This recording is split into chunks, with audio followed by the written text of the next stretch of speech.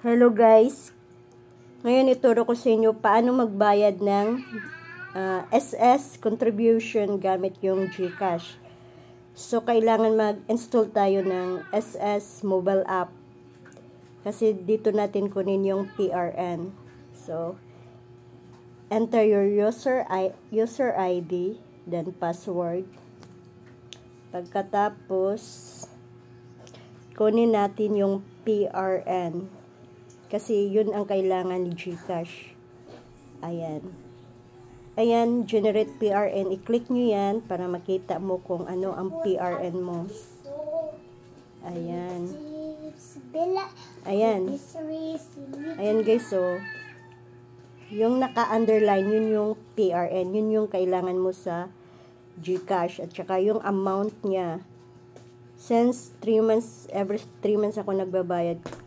Kailangan ko magbayad ng July, August, September. So, ayun.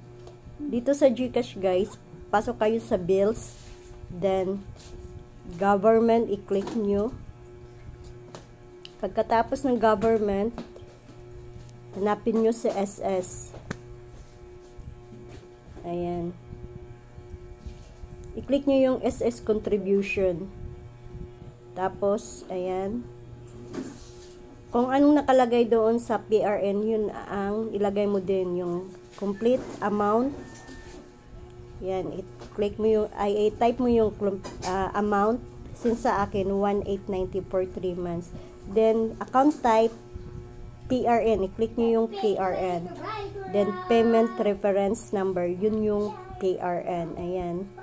Yan, isulat mo yan whole talaga. Kung anong nakalagay doon, yan ang isulat mo dyan. Payment reference number, PRN. Ayan. Yung pinaka first na letters with numbers. Ayan. Kita nyo. Ayan.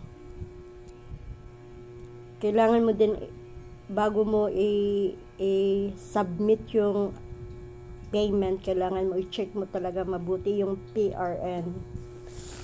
Baka magkamali pa. Ayan. Tapos, payer type. Ano lang tong payer type? Voluntary at saka self-employed. Since voluntary yun sa akin. Type nyo yung voluntary or self-employed. Tapos, yan. Next. Ayan. Ayan. Kailangan mo i-check mo lahat yung mga details. May bayad siyang 8. Service payment 8 bayad ng GCash.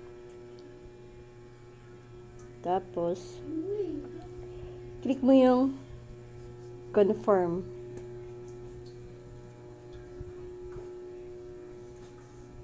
Antayin nyo lang. Then confirm, processing pa siya. Pagkatapos ayan, ito na siya mismo guys, yung parang receipt.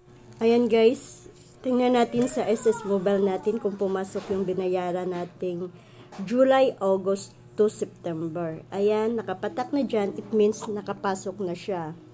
So, ayan guys, patak na yun.